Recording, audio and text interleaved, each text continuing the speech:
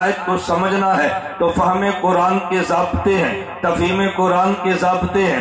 اگر آدمی کو ضابطے سمجھ آئے، قرآن سمجھنا آسان ہے، باہمی جنگیں ختم ہوتی ہیں۔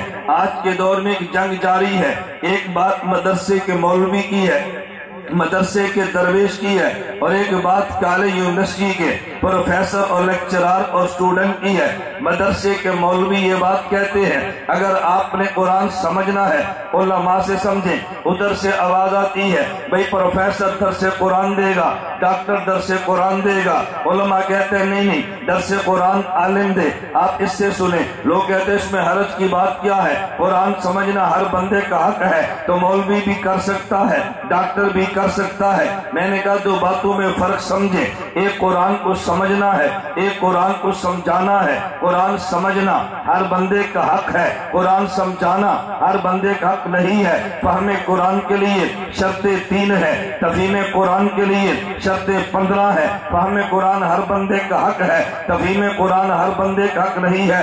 فہم القرآن ہر کوئی کرے، تفہیم القرآن ہر کوئی نہ کرے، وہ صرف علماء ہی کریں۔ بات نہیں سمجھ آئی، جو کچھ میں کہا نا آپ کو سمجھ نہیں آئی۔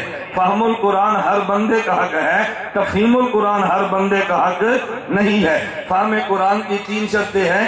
میں صرف بات سمجھانے کے لیے یہ تمہید باندھ رہا ہوں۔ میں اکثر حضرات سے کہتا ہوں بھئی جب عمارت کھڑی ہوتی ہے پہلے بنیاد باندھتے ہیں، اس کی بنیاد کو دیکھ کر کوئی بھی سبحان اللہ نہیں کہتا، لیکن جب عمارت کھڑی ہوتی ہے پھر کہتے ہیں سبحان اللہ کتنی خوبصورت ہے۔ تو میں جب اپنے موقف کے لیے دلیل کی بنیاد باندھتا ہوں، وہ چونکہ پتھر ہوتے ہیں اس پر سبحان اللہ کسی نے نہیں کہنا، لیکن جب میری دلیل کی بنیاد کھڑی ہو جائے اور عمارت مکمل ہوتی ہے لوگ پھر کہتے ہیں سبحان اللہ، ہمیں اندازہ نہیں تھا اس عمارت میں کتنے منزلہ بننا ہے، ابھی تو بنیاد کے پتھر چل رہے ہیں، تو اس کو بات جلدی سمجھ نہیں آتی، لیکن تھوڑی سی تاخیر کریں۔ میں بات سمجھانے لگا ہوں، میں لمبی بات نہیں کرتا۔ فہم قرآن کے 3 شرطیں ہیں۔ نمبر 1 قرآن کو عربی زبان، عربی محاورات کے ساتھ جانے۔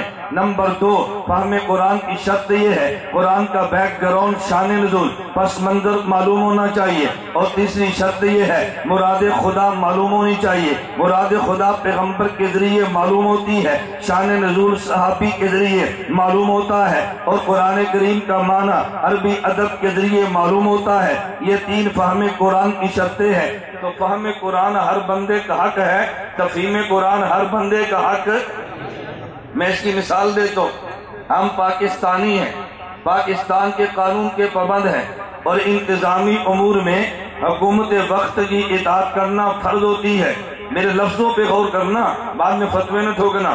انتظامی امور میں حکومت وقت کی اطاعت فرض ہوتی ہے، شرعی امور میں حکومت وقت کے اوپر علماء کی اطاعت فرض ہوتی ہے۔ میں شرعی امور کی بات نہیں کرتا، میں انتظامی امور کی بات کر رہا ہوں۔ میں بات سمجھانے لگا ہوں۔ ہم پاکستان کے قانون کے انتظامی امور میں پابند ہیں، لیکن پاکستان کا قانون جب عمل کرنا ہے، قانون پڑھنا بھی ہے، قانون سمجھنا بھی ہے، ہر بندے کا حق ہے پاکستان کا قانون سمجھے، لیکن ہر بندے کا حق یہ نہیں ہے کہ پاکستان کے قانون کو سمجھائے بھی، قانون کی شرح بھی کرے۔ سمجھنا ہمارا حق ہے، ہم پاکستانی جو ہوئے، لیکن سمجھانے کے لیے 3 شرطیں ہیں۔ نمبر 1 یہ ہے آدمی نے لا کو پڑھا ہو۔ دوسری شرط یہ ہے اس آدمی نے جو لا پڑھا ہے اس نے عدالت میں پریکٹس بھی کی ہو، اور تیسری شرط یہ ہے اس کو عدالت نے ڈگری بھی جاری کی ہو۔ اگر کسی آدمی نے لا پڑھا ہے اور اس نے پریکٹس بھی کی ہے اور کورٹ نے ڈگری بھی جاری کی ہے، یہ بندہ قانون کی شرح کر سکتا ہے۔ اگر لا کو پڑھا نہیں ہے، پریکٹس کی نہیں ہے، عدالت نے ڈگری جاری کی نہیں ہے، یہ قانون سمجھ تو سکتا ہے لیکن قانون سمجھا نہیں سکتا۔ میں عالم دین ہوں، اگر میں کل دفعہ 30 کے مجسٹریٹ کی عدالت میں چلا جاؤ اور پاکستان کے قانون پہ بات شروع کر دو، اس نے مجھے کہنا ہے مولانا صاحب میں آپ کا ادب احترام کرتا ہوں لیکن جناب نے پاکستان کا لا کہاں پڑھا ہے؟ میں نے کہا نہیں، اس نے کہنا پہ جب تک لا نہیں پڑھا آپ عدالت میں لا پہ بات نہ کریں، پہلے عدالت کا لا پڑھیں، پھر آپ عدالت کے جو لا پڑھا ہے عدالت میں پریکٹس کریں، پھر عدالت کی ڈگری لائیں، وگرنہ قانون کی شرح آپ نہیں کر سکتے۔ تو جس طرح قانون کی شرح ہر بندے کا حق نہیں ہے، قارون کو سمجھنا ہر بندے کا حق ہے، اسی طرح قرآن کو سمجھنا ہر بندے کا حق ہے، لیکن قرآن کو سمجھانا ہر بندے کا حق نہیں ہے۔ اگر آپ کا ذوق تازہ ہو، میں چھوٹا سا نقطہ پیش کرتا ہوں۔ قرآن کا ایک حق پڑھنا ہے، ایک سمجھنا ہے، ایک عمل کرنا ہے۔ مجھے بتائیں پہلے پڑھیں گے یا سمجھیں گے؟ بتائیں، پہلے پڑھنا پھر سمجھنا پھر؟ اچھا، میں اپنے سرگودے کی بات کرتا ہوں، آپ کے ضلع کی بات نہیں کرتا کہ آپ روٹ نہ جائیں۔